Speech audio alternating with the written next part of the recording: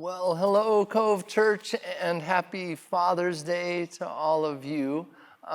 Especially for those of you watching online, there is a thread that runs through our services today. It may not be as evident to you because here on campus, we actually have a prelude that involves the restoring of an old car. We have classic cars out in the parking lot for people to see. There's songs that are associated with all of that that's going on in the in-person services. And so the thread that is built into today regarding Father's Day is simply this. It's the thread of restoration, God's ability to restore. And it points to this powerful idea that regardless of the condition we find ourselves in today, none of us are without the hope of being restored. That Jesus meets us, yes, right as we are, but Jesus doesn't leave us there. And that's how powerful the love of Jesus is. And we wanted to talk about that today because certainly in a day dedicated to the fathers and the father figures of our lives, we see both the great examples and the painful ones when it comes to this. We know it's not all Father of the Year material out there. Many of us would say there are things in those relationships that require restoration. Yes, in our fathers, but also certainly in us. And the hope that we declare today is that God restores. God is a restoring God, and Jesus can take what seems completely lost and completely broken and dead and bring it back to life. And knowing that, I thought it would be encouraging for today to have a conversation with a dear friend to me and to Cove Church, Dwayne Peters. Because the story of your life to me is among the great examples of God's ability to restore. If you don't know Cove Church, Dwayne has a long history here as part of our lives in this family. He has been on the church staff, eventually on the pastoral staff, carrying out many different responsibilities. And then last year, along with your wife, Jasmine, transitioned to the world of professional counseling, which is so cool, where they have an office downstairs in this building and now are working on the deep places of people's hearts as your vocation. Dwayne, just so you know, continues to be a blessing to me, a blessing as part of our Cove Church Shepherds team. And Dwayne, if you don't know him, is a constant source of encouragement to me and to others. I see it in the way you love your kids, Delonte and Jade. I see it in the way you love Jasmine. I see it in the way you love everybody that God brings across your path. And so I think anyone who knows you might look at your life and go, wow, there's a guy who kind of has some things together. You know, there's they might say it's possible that maybe that guy's had an easy road. You know, he's a nice guy, and that's where we'd be wrong, right? Dwayne has not always been the upstanding specimen you see before you today. In fact, when you hear his story, I believe that all of us will once again find ourselves praising Jesus for the ability to restore.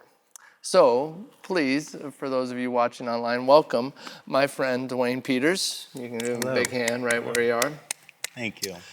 So we get to have a conversation, and the first question is really this. We experience your life and you as it is today, and it's a great blessing to be around you today. But your life wasn't always like this. So can you give us a sense of your story? Can you describe what life was like before God's restoring work really came into view? Yeah, thank you. I'm honored to be here, and such an important topic to me is the restoration of God. And it's perfect timing for me also because I think sometimes we need to go back and we need to tell our story again. And just to see where God has brought me from and where he's taking me, it's a good time of reflection. So I'm honored to be here, and I'm thankful that this question in particular at this time was brought up, and thank you. Oh, yeah. So I was raised in the church. It was a kind of it was a lot about rules and regulations, and my parents at that time, they were just coming to know this Jesus person. I won't get into their story at all, but God did a miraculous work in them, and but the uniqueness of the religiosity in that made it a lot about rules and regulations, which was very confusing for them, and even more so confusing for myself at that time.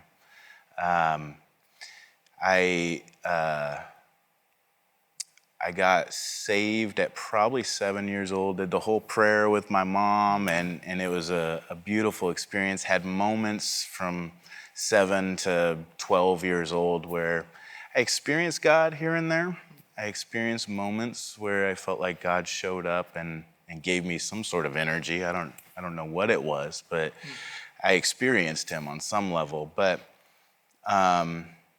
about 12 years old, I started running away from home. I couldn't handle the rules and the regulations. There was something in me that the heart just, I wasn't resonating with it at all. And I was avoidant, so I would run away. And so I ran away many times, starting at 12 years old. I would sleep on the streets. I would At go 12, to, you're just out there. yeah, at 12. And there was something that was drawing me to it too. It was a really weird time. But I would go to my grandparents or this person's or that person's, wherever I could. And with that, I think because of the rules and the regulations, I was asking a question that I didn't know at the time I was asking, and it was really, does anyone see me? Does anyone hear me?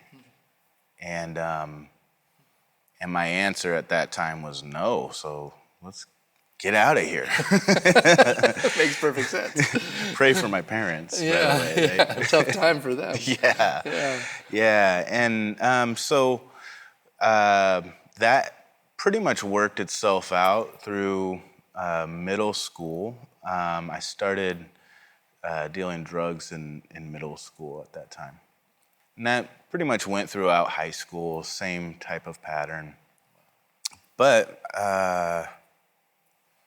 it was also kind of unique in that there was an independence that I was developing in all of that, where I didn't want to be dependent on anybody else for anything, because I felt like I would be hurt, Ultimately, that would leave me hurt because people would let me down.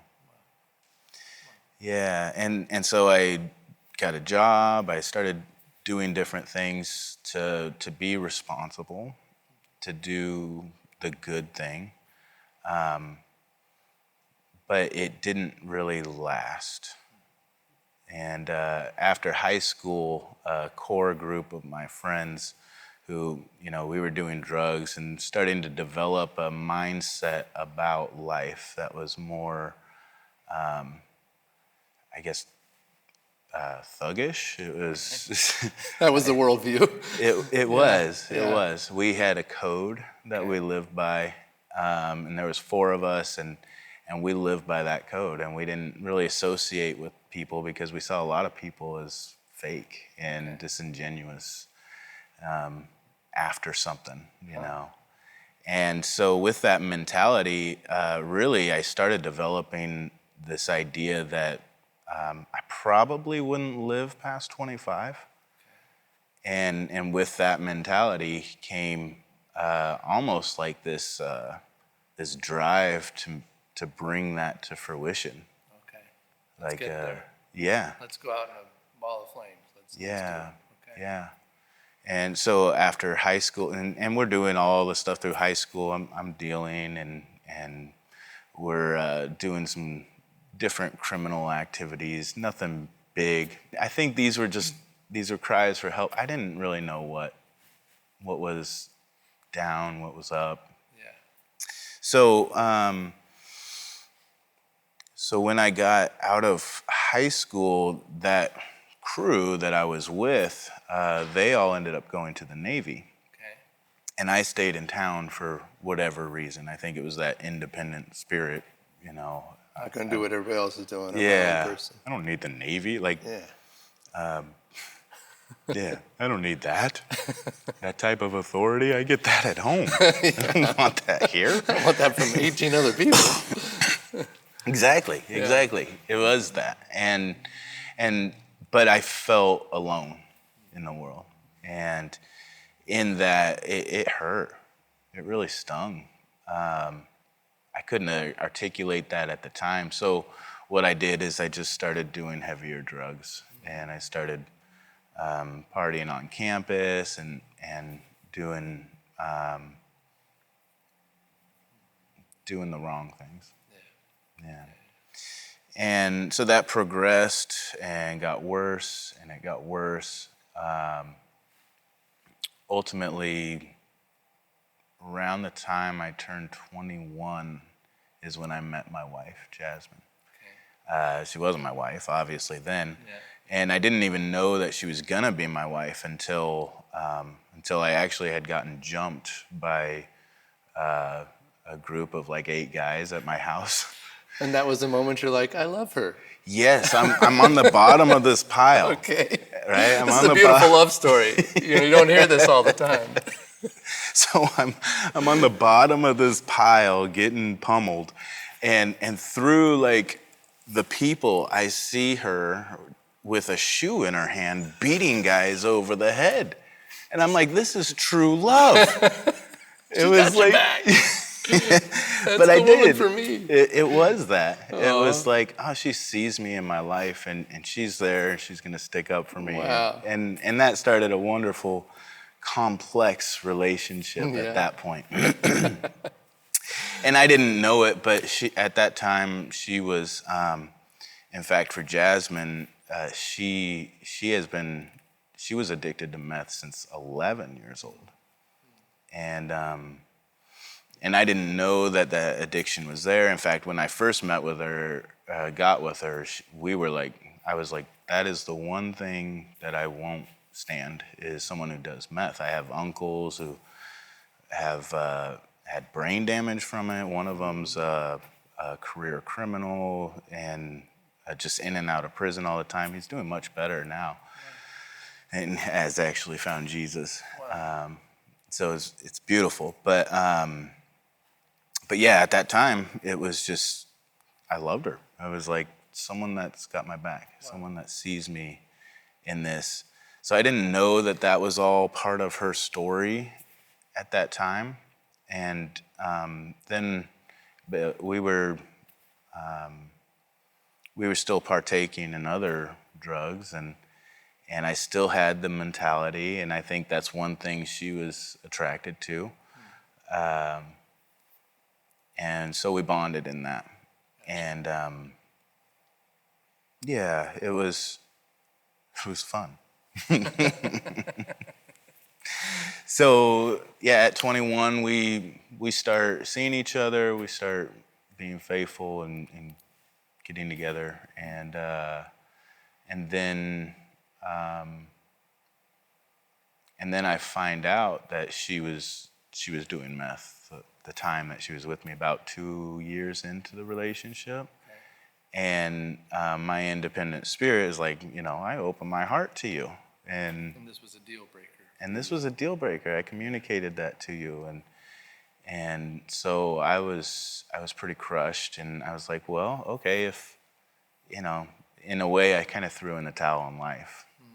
It was the pain was so deep, and I didn't know how to deal with it, that essentially I decided that, well, if you're gonna live like this, I'm gonna show you how this life works. Okay. And so then I started using meth, and that's where stuff went straight psycho. Yeah. Straight up psycho. Straight up psycho. Yeah, I hit the ground running with my meth addiction. I started breaking into cars, stealing cars initially, and then graduated to houses, and everything was working out well enough. For a whole year, I was able to pay our rent solely off of what I was stealing. Wow. And that's there's no pride in that. It's not a boastful thing. It's I It's a feel sobering that thought, isn't it? I carry that. Yeah. Yeah. And so, but things started to get worse. I had family that would hire me essentially to go collect for them. But those are the types of things. That's the life that I'm living, and that's that. I wanted to. I think I wanted to be dead. Wow. I felt dead inside, and So there's a point then that things change. There is an interception that Jesus performs in your life. Tell us about that. yeah. About the time we found out Jasmine was pregnant with my first son, Delante, my first child, my only son. At that time, my whole world was rocked, right? And of course, I'm 24 years old at this point, and so the self-fulfilling prophecy of being dead at 25, I'm still an addict. I still have lots of issues, and at this point,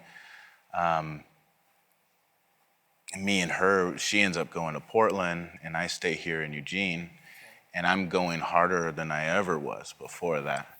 And very quickly, after going for years without ever getting caught, very quickly I racked up about 15 years prison time, minimum. Like stuff that they had me on camera, they had everything. I was dead to rights. But I started getting caught, and I couldn't even litter at that time. Jaywalking. Nothing. Taking the tags off your mattress, like what? Yeah, it was. It was like that. And so we, she's in Portland. She's watching my demise from a distance, and then fast forward just a little bit, my son is born. I remember I'm in the garage. He's about 1 year old. I was up for probably 3 days at that point, and I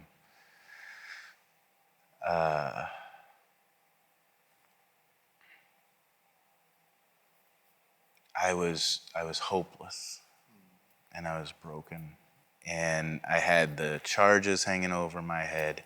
I had my son in the next room, who's starting to walk, and I can't bring myself to go in there and be with him. And me and Jasmine are having lots of issues. So there was really nothing going for me. So after this third night up, and just in the face of all these things that are stacking on me, I opened my heart to God. And it happened in the form of a question. And at this point, I'm 25. And I'm saying, God, I need more than this. This is not enough. And I started asking him really great questions about life, about my life in particular. And just like I can hear your voice now, I could hear him speaking audibly to me. Wow. And it was life-changing. At that point, my meth addiction was gone. I had no cravings for it. I still had to wrestle through other things. But that moment with Jesus, it was a taste of heaven. Wow. Interception. It was an interception. Wow. Yeah. It's Yeah. incredible. It really is. It really is. He didn't talk like anybody that I had met. He talked as if it was someone who knows me, where I didn't even know myself. So the things that he was saying, it like tapped into experiences I had way back that never even would have thought of. And he just reached me on that heart level. So at that point, I was like, whatever you got, I'm all in. I'm all in. And that self-fulfilling prophecy of being dead at 25 was a real thing. But at that moment, I gave my life to Jesus. You allowed the seed to die so it could be raised to life again. Yeah. You gave it over. Wow. Yeah. That began a series of new directions in your life, right? I mean, It did. What are some of those pieces that started coming about after that? Wow. Jasmine, ironically, that same night, Jasmine was in the next room ready to leave me. But she was also crying out to Jesus. So we're in two separate rooms dealing with the same pressures, and our hearts open to him at the same time. Wow. And he tells her to forgive me, and he encourages me with a new hope and a new future. So we end up getting married, and it's like, okay, now we know Jesus and everything's gonna be great. We're gonna ride off into the sunset, no more problems. problems. Well, that didn't happen. But we did have a wonderful wedding. We had all of our family there. There was a skit. It was all just for Jesus. There was music. It was a really beautiful experience in that. And then so that first step, it opened up other steps. I remember at the time, there was a pastor who I was really just digging into, like everything, hanging on every word. And I was learning so much. And then he ends up kind of getting in college. And I'm like, okay, well, God, if I can get under him somehow, get disciple, get mentor, I know that I could do great things for you. And then that week, I found out that he had bought the or taken over the college. So I went and applied, and I remember walking out to the college, and my pants are hanging way down past my butt, with the baggy shirt, and I'm like, man, I probably... They're calling security on you. Yeah, totally. I'm like, I probably robbed half these people. What am I doing here? Like, this is... I know that guy. That guy robbed my car. I recognize you. No, you don't. No, you don't. No, that wasn't me. And so then I got into the college. God started unlocking these new gifts and these new passions, and it just felt like the world was my oyster now. Yeah. I could do whatever I wanted with Jesus. Wow. So yeah. And that's eventually our paths intertwined after that too, which is cool. When I hear your story, and we've talked about your story quite a few times, but I do draw this connection to the Apostle Paul in some ways, just because here's a person that became a great influencer in the church, but he had a past, he had a history. He was a thug too. I mean, he was a hitman against the Christians. Yeah. He wanted to see them murdered and had to feel what it was like to walk away from that life. And so there was a passage I was wanting us to look at together and wanting your thoughts on. It's Philippians 3. It says this, not that I have already obtained this or am already perfect, but I press on to make it my own, because Christ Jesus has made me his own. Brothers, I do not consider that I have made it my own, but one thing I do, forgetting what lies behind and straining forward to what lies ahead, I press on toward the goal for the prize of the upward call of God in Christ Jesus. So for you, as it relates to your story, this amazing story that Jesus has written, what stands out to you about that passage for you? There's a lot, but I think generally speaking, as it pertains to my story, when I tasted, the Bible says, taste and see that the Lord is good. When I tasted it, I was changed.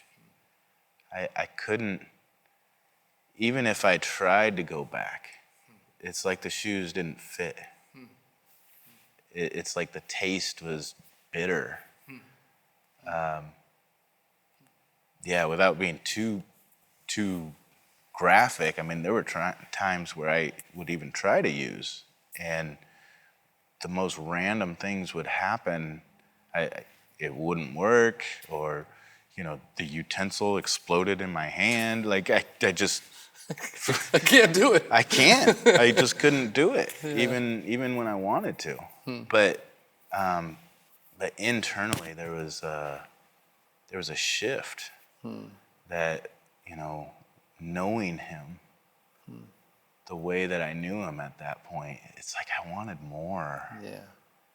I was so thirsty. Yeah. I just wanted more of the living water. I wanted more of him. What does it mean for you? The passage talks about forgetting what lies behind and straining towards what's ahead. What does that mean for you? I wish I could forget. Yeah. If Paul really means that he forgot about it, I don't think he's being honest with himself. Yeah, we'll take that out of there. Yeah. Trying to forget. Yeah, those experiences are real, and I live with those experiences. So knowing that, how do you strain towards what's ahead? What I love about what Paul says is he says that that word straining, it's not an easy process moving forward. It's not an easy process walking with Jesus, forgetting the past and moving forward. It's a strain. It's a strain. It's painful. Yeah. It's something that you can try to avoid it and act like you're great, and lack humility. But that just comes out really weird, and I never wanted to be weird like that because I knew him, and he just wasn't that. And so I think the straining for me, it really just made me come in touch with the realities of life. There's some things that I just couldn't get around, that life was painful. Yeah. Life was hard work. Yeah. Life was uncertainty. Yeah. And as an addict, those are three things that I actively tried to avoid. So I think it really, he put me on this trajectory to face the reality of my life. And it was amazing. I mean, 6 years after those charges had been, filed, they were actually dropped. A miracle. It was a miracle. Yeah. And we were going to a different church at the time, and ironically, one of the ladies at that church, she worked for the DA's office. And she had told me, after the charges were all dropped, she came up to me and she said, "You need to know that this type of thing never happens.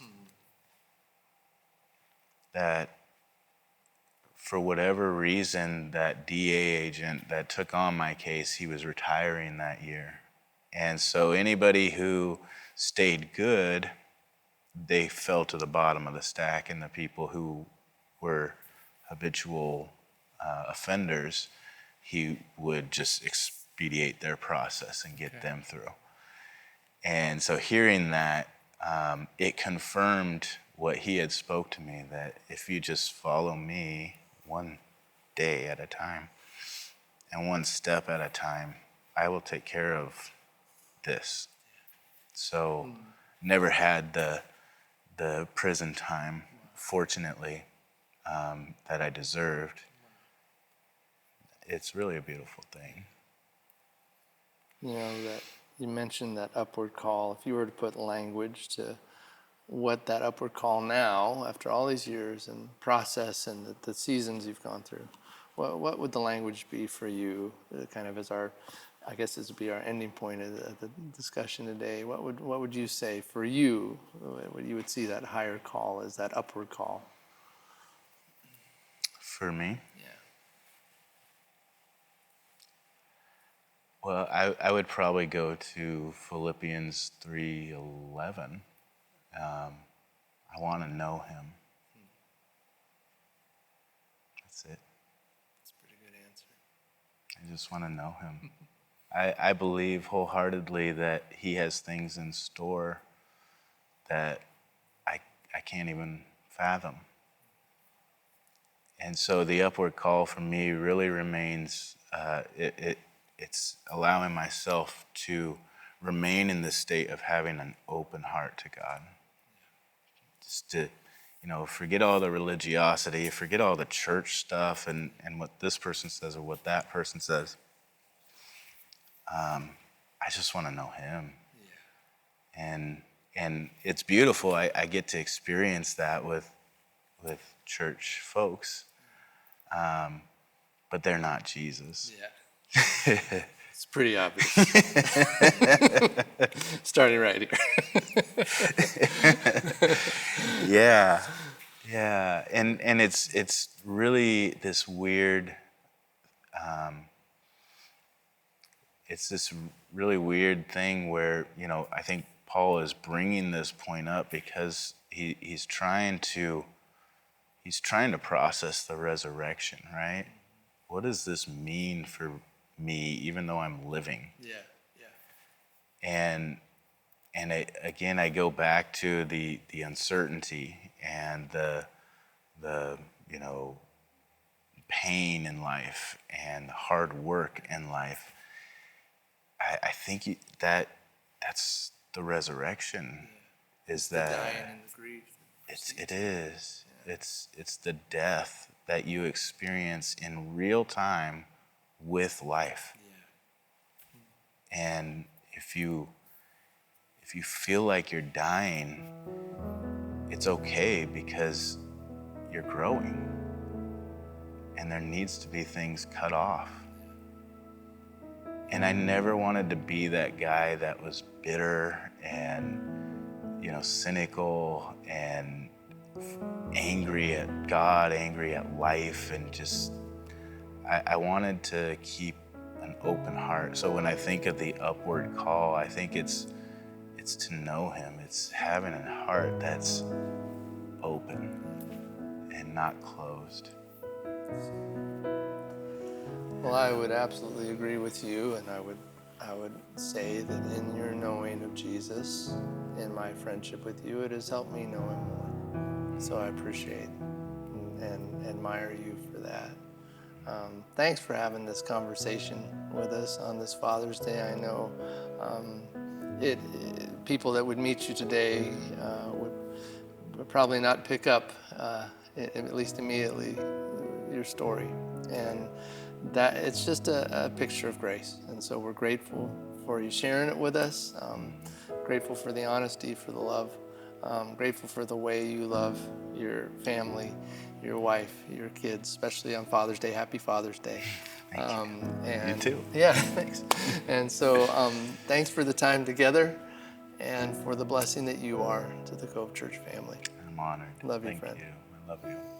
Happy Father's Day, Cove Church. Have an amazing Sunday. Take care.